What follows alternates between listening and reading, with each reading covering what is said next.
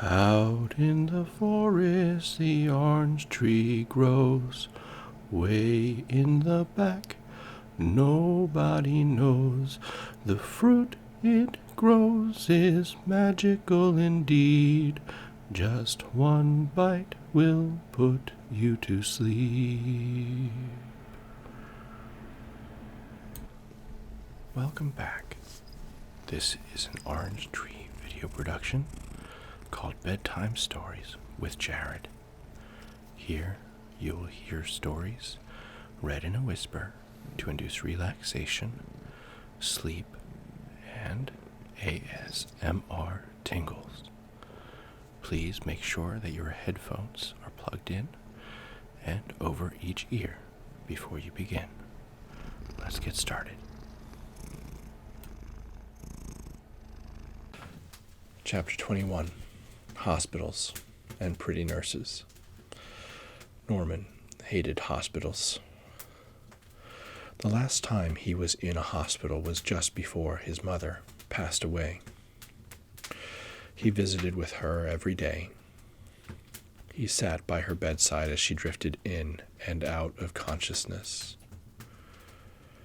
He read books to pass the time, and when she was awake, he did his best to talk to her. But she was not very coherent, and the conversations were not deep or long. Sometimes he would just talk to fill the time, and he would not worry about whether she responded. He would turn on the television for her so she could watch the news. The new president wants to lower taxes and revitalize health care, Norman would say to his mother. That's the first time we've ever heard that promise, he would say sarcastically. Maybe this guy will finally be the one to do it. There's a war in the Middle East over oil. Norman tried to regurgitate the news as best that he could, but he could not help but let his bitter distaste of the hospital color his words. Maybe the war will be over soon and all the troops can return home. Fat chance, he would say. They would bring his mother lunch, but she didn't have the strength to eat it. The nurse would try feeding his mother spoon by spoon.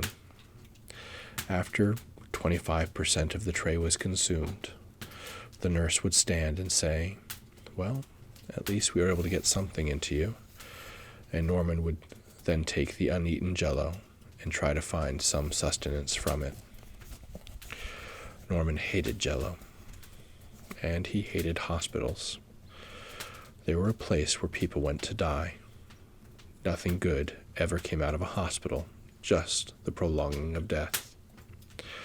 And so it was that when Norman opened his eyes and saw a pretty nurse standing over him, he became very concerned.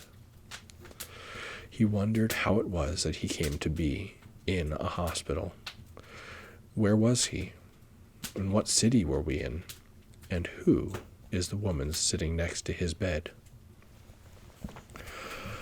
When the shooter stood over Norman, he pulled the trigger for one final shot.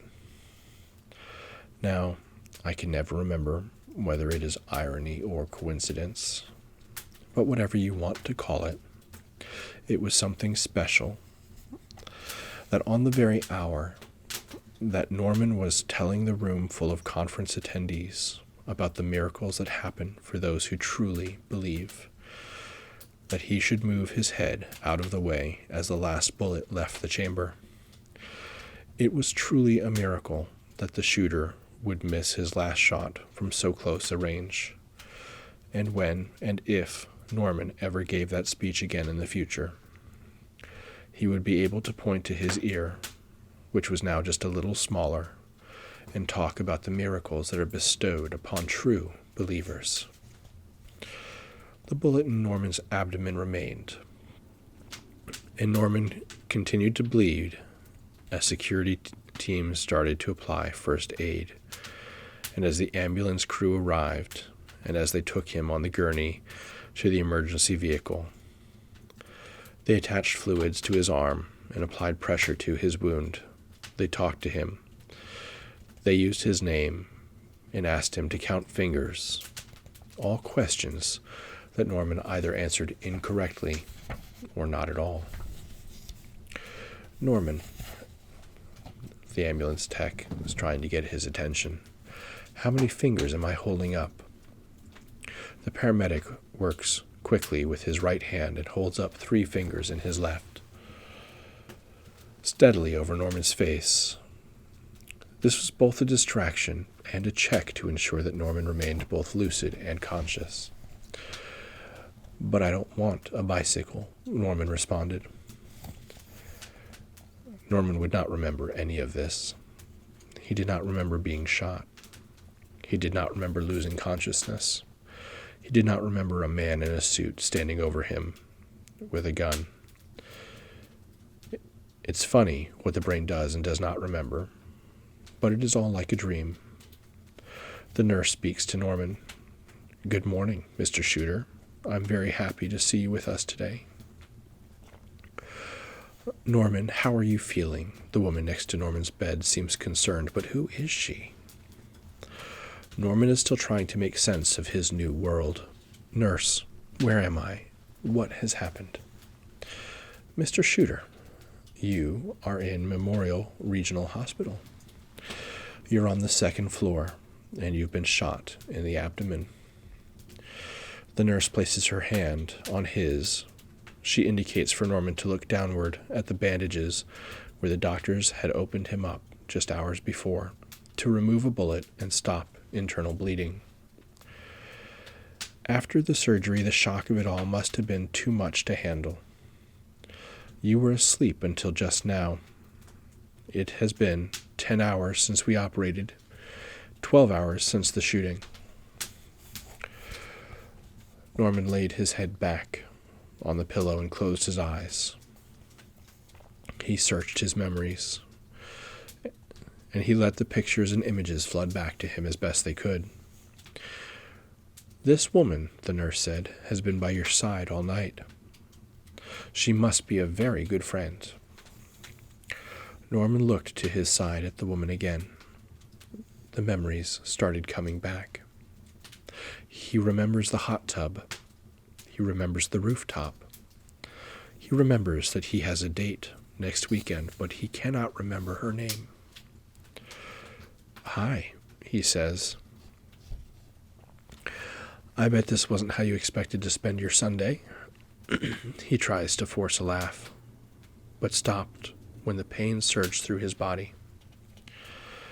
"Well, it wasn't my plan." Eugenia smiles. "Well, what would people say if I didn't show concern when one of my speakers was shot at my very first big event?" Norman is disappointed. "Is that why you're here?" He was afraid to hear what comes next. "Are you here just to show that you're concerned for one of your speakers? Don't worry about me. I'm a survivor." "Well," Eugenia says, "it's not the only reason."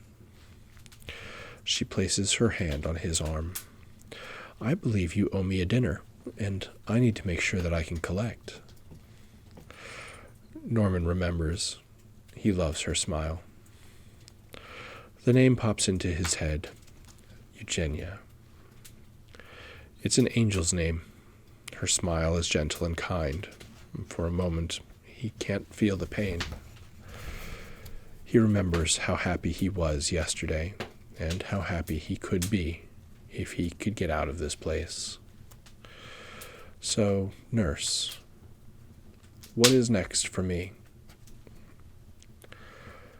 "We will keep an eye on you until we know that you're stable, and then you're free to go.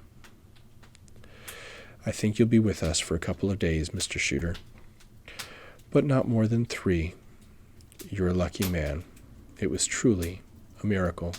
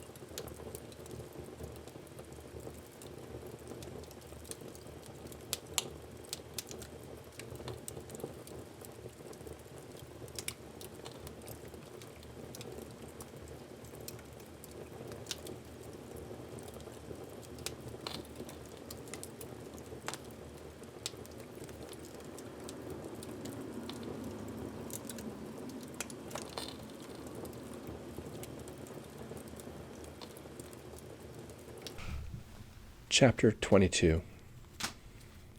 A Life Well Lived. Norman leans back and enjoys the sounds of the ocean. He listens to the sounds of the birds. They broadcast their existence to the world, proudly filling the air with squawks, each fighting to be recognized in a world of silence, broken by the sounds of competition. The wind blows through his hair, and Norman lavishes the fact that these sounds are not from a recording on his phone. He lets the ocean rock him gently up and down as he lay back on the front of the yacht sipping a mimosa from a champagne flute. Eugenia sits opposite of him. She wears an oversized hat to protect her skin from the sun and big sunglasses. Norman admires her in her one-piece bathing suit, which is designed specifically to give a little extra room in the belly. Norman says, 6 months pregnant, and you're still the most beautiful woman that I've ever seen. Just 24 months after the shooting at the hotel, Norman could no longer tell that he had been shot. The bullet wound in his stomach left a lasting scar, but ladies dig scars, especially Norman's lady. On the night after their wedding, Eugenia ran her fingers across the scar.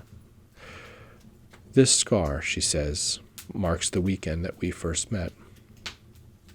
It's a souvenir from the weekend from which all good things have come. She says the words Norman knows. That day was horrific, but it changed his life forever, and he's thankful that he was present for every moment of it. No matter how much we prepare for death, no matter how much we plan to live a perfect life, when the moment comes, we have an uncanny ability to face our true selves with the utmost honesty.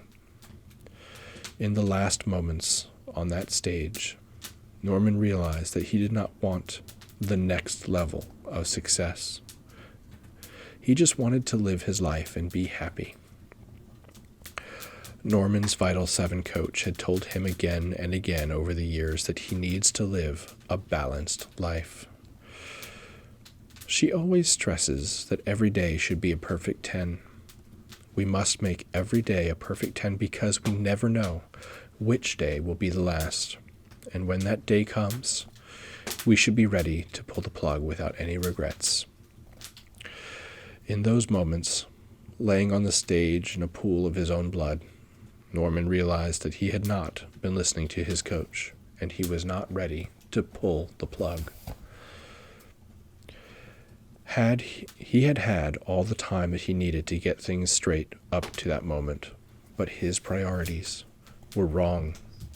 He was focused on getting the money first, on finding success first.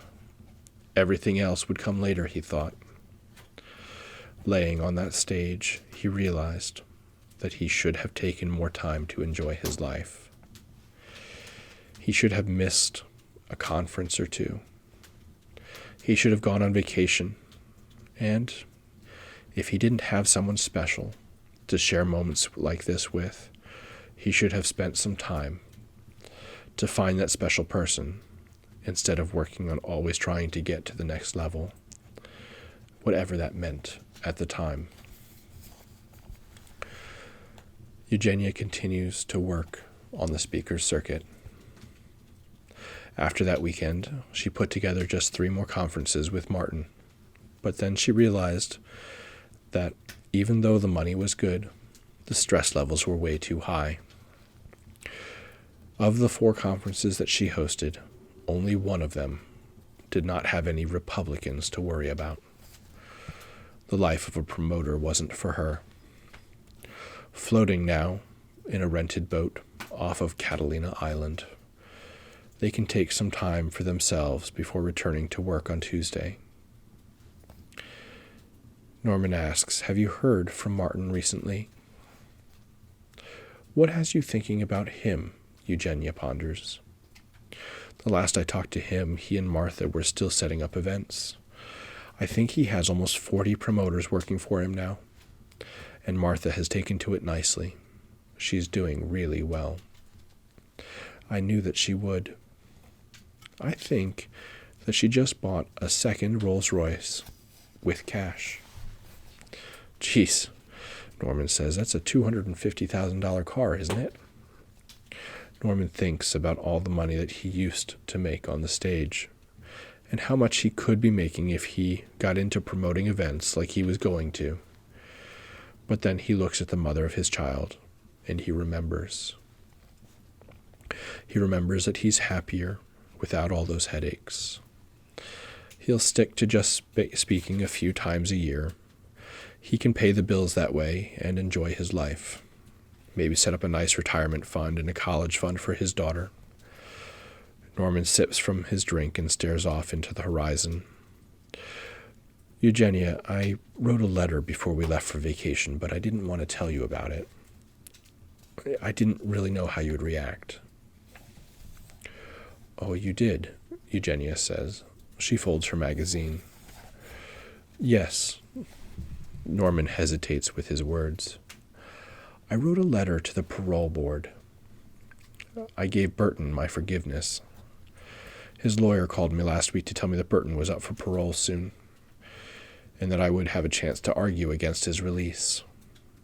It was a courtesy call, but I'm done holding on to all that anger. Norman runs his fingers over the stubbed ear, where the last bullet just barely missed his head.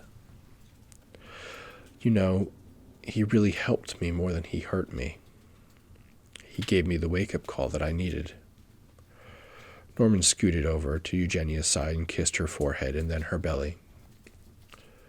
If it was not for Burton, I would have never taken the time to slow down. I would have never taken the time to do all of this with you. That's big of you, Eugenia says. I guess it is your decision. I really don't have any room to speak on the matter, but whatever happens to Burton, I want you to know that it's all behind us now. Yes, Norman smiles. He is behind us, and our future is bright. Ahead of all three of us, our future is bright. Norman lay his hand on Eugenia's pregnant belly.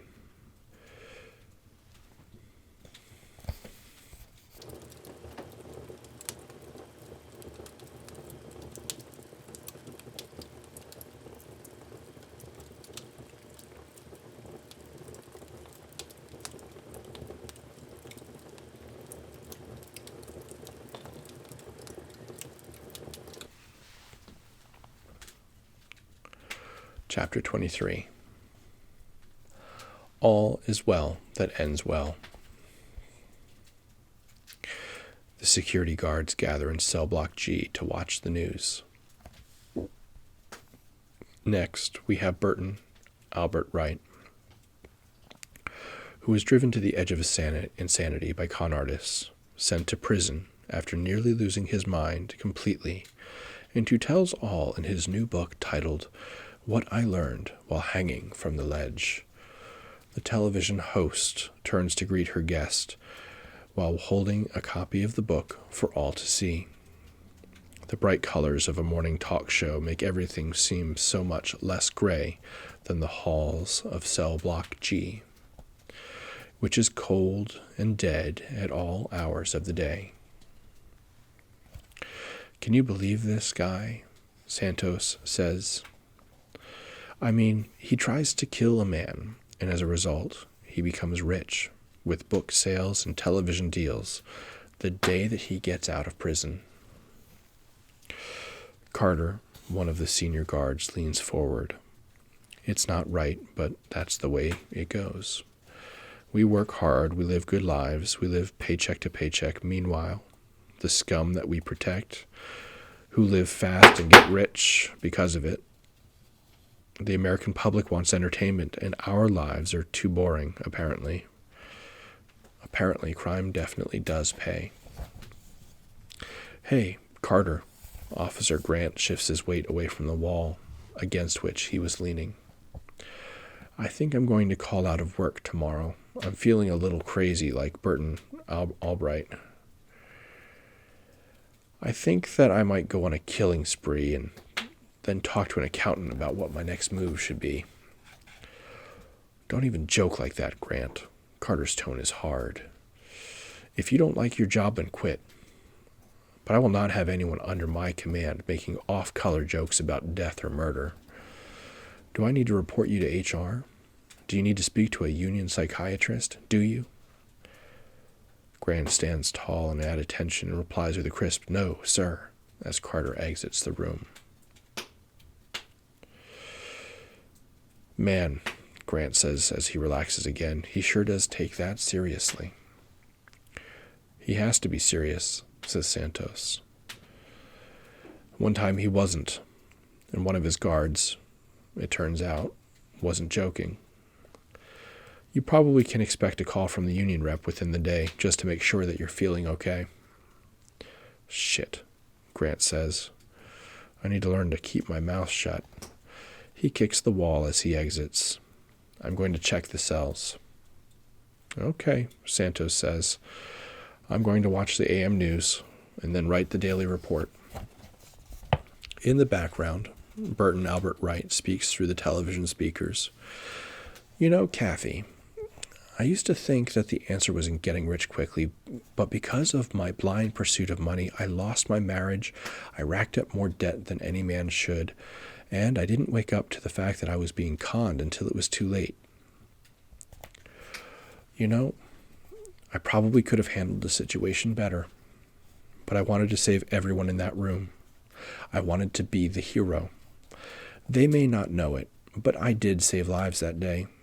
I stopped hundreds of people from pulling out their credit cards and buying into more of that bullshit. If you count all the people that would have lost their life savings from future events, then I saved thousands.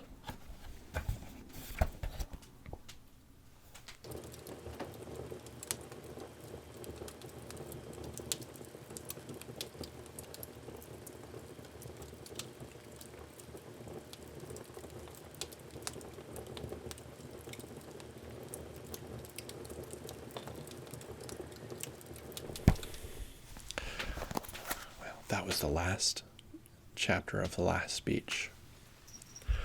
Thank you very much for joining me on that story. You know, my family enjoys dark comedies, and they all wondered, why did I let Norman live? I thought that it was important that everybody have a happy ending. You know, as you think through the character list, you have Norman, Eugenia, Burton, Martin, Martha. Those 5 are the main characters, really. They all had happy endings.